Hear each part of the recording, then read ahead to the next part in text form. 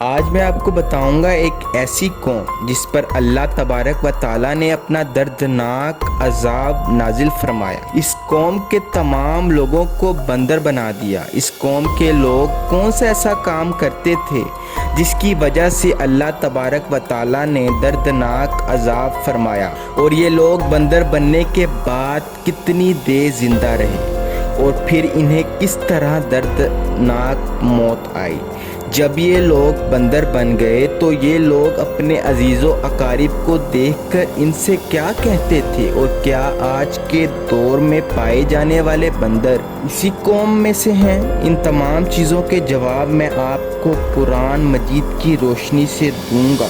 میرے چینل کو سبسکرائب کیجئے اور بیل آئیکن کو دبا دیجئے میری جان۔ اس قوم کو اللہ تعالیٰ نے بے شمار نعمتوں سے نوازا تھا۔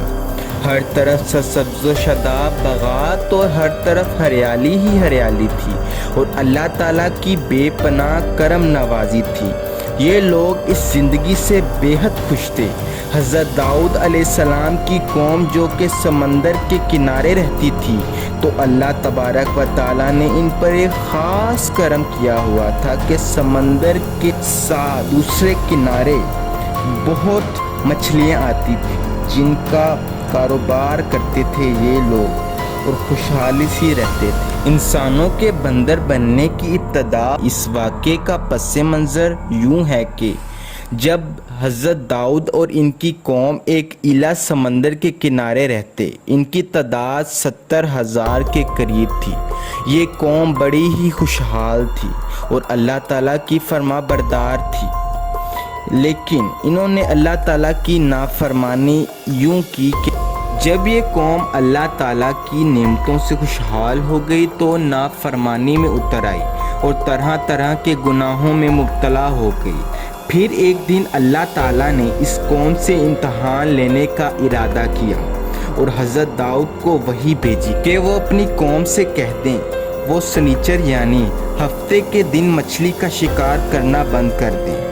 اس طرح اللہ تبارک و تعالیٰ نے حضرت داؤد کی قوم پر ہفتے کے دن کو شکار کرنا حرام قرار دیا، اور پھر یہاں سے اس قوم کی بربادی شروع ہوئی۔ پھر حضرت داؤد علیہ السلام نے اپنی قوم کو بتایا کہ اللہ تبارک و تعالیٰ نے ہفتے والے دن کو مچھلی کے شکار کو حرام قرار دیا، تو وہ لوگ بہت ہی زیادہ پریشان ہو گئے اور ساری قوم پریشان ہو کر بیٹھ گئی، کیونکہ ہفتے کے دن سب سے زیادہ مچھلیاں کنارے میں آتی تھی اور باقی دن اس مقدار میں نہیں آتی تھی۔ اس قوم کا گزر بسر مچھلیوں کے شکار پر تھا۔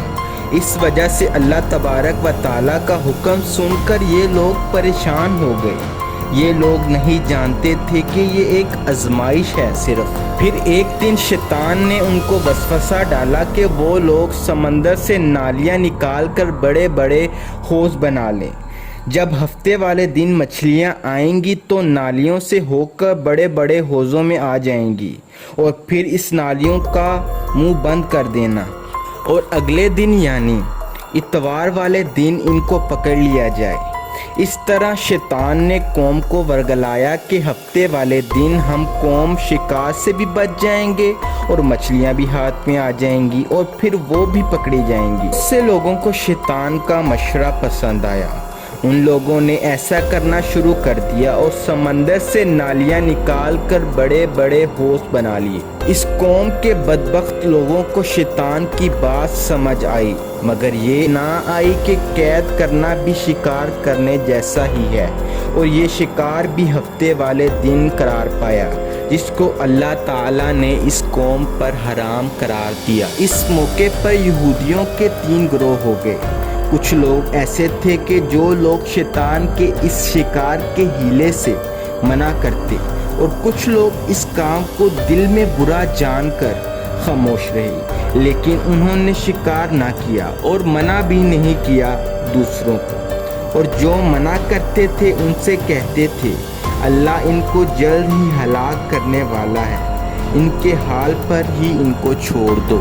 اس طرح وہ کھلم کھلم اللہ کی نافرمانی کرتے اور شیطان کی باتوں میں آئے اور ہفتے کو شکار کرتے۔ پیارے دوستو، حضرت داؤد کی قوم میں ایسے 12,000 افراد تھے جو منع کرنے کے باوجود ہفتے کا شکار کرتے تھے۔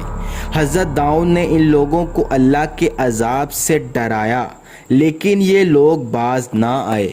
چنانچہ جو لوگ ان کو منع کرتے تھے ان لوگوں نے ایک دیوار کھڑی کر لی اور 12,000 لوگوں سے علیحدہ ہو گئے، اور اس طرح ایک طرف نافرمان 12,000 لوگ اور دوسری طرف حضرت داؤد اور ان کی باقی قوم تھی۔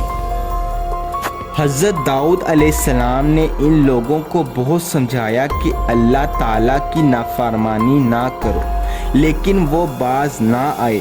پھر ایک دفعہ حضرت داؤد علیہ السلام غضبناک ہو کر ان پر لعنت فرمائی۔ اس کا اثر یہ ہوا کہ ایک دن یہ لوگ اپنے گھر سے نہ نکلے تو لوگوں نے جاننے کے لیے دیوار کو پھلانگ کر دیکھا تو وہ سب لوگ بندر کی شکل میں تبدیل ہو گئے۔ اللہ تبارک و تعالیٰ نے نافرمانی کی وجہ سے ان پر عذاب نازل فرمایا تھا، ان کو انسانوں سے بندر بنا دیا۔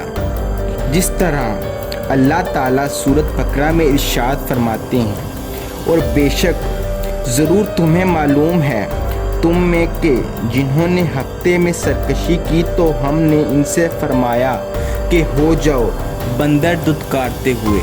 جب لوگ ان مجرموں کے گھر داخل ہوئے تو وہ بندر اپنے رشتہ داروں کو پہچانتے تھے اور ان کے پاس آ کر ان کے کپڑوں کو سونگھنے لگے تھے اور زراروں کی طرح رو رہے تھے۔ وہ کچھ بول نہیں سکتے تھے۔ ان کی نافرمانی کی وجہ سے یہ ان کو سزا ملی تھی۔ ان نافرمانوں کی تعداد 12,000 تھی۔ ان 12,000 لوگوں نے اللہ تعالیٰ کی نافرمانی کی تھی، جس وجہ سے اللہ تعالیٰ نے ان کو اس عذاب میں مبتلا کیا۔ اس طرح حضرت داؤد علیہ السلام کی قوم کے 12,000 افراد بندر بن گئے۔ یہ لوگ 3 دن تک زندہ رہے۔ یہ لوگ نہ کھاتے تھے نہ پیتے تھے 3 دن تک، اور اس کے بعد وہ مر گئے۔ اور وہ لوگ جو منع کرتے تھے نافرمانی سے اللہ تعالیٰ، ان کو اللہ تبارک و تعالیٰ نے عذاب سے سلامت فرمایا، اور جو اس کو برا سمجھتے تھے ان کو بھی سلامت رکھا۔ پیارے دوستوں، اگر آج بھی کوئی سمجھتا ہے کہ اس نسل کے بندر آج بھی موجود ہیں تو یہ آپ کی غلط فہمی ہے، کیونکہ نبی کریم صلی اللہ علیہ وآلہ وسلم کا ارشاد ہے، جس قوم پر اللہ عذاب فرماتا ہے وہ اسی قوم پر ہوتا ہے، اس کے بعد وہ کسی قوم پر نازل نہیں ہوتا۔ اس طرح حضرت داؤد علیہ السلام کی قوم پر عذاب نازل ہوا کہ ان کو بندر بنا دیا، کیونکہ انہوں نے ہفتے کے دن مچھلی کا شکار کیا، جس کو اللہ تبارک و تعالیٰ نے منع فرمایا تھا۔ لوگوں، دیکھو، عذاب سے بچو۔ اللہ تعالیٰ نے ہم پر خاص کرم نوازی فرمائی ہے کہ ہم حضرت محمد صلی اللہ علیہ وآلہ وسلم کی امت سے ہم پر کوئی عذاب نازل نہیں ہوگا، کیونکہ ہم پر خاص شرف ہے کہ ہم اس کائنات تاجدار ختم نبوت کی قوم سے ہیں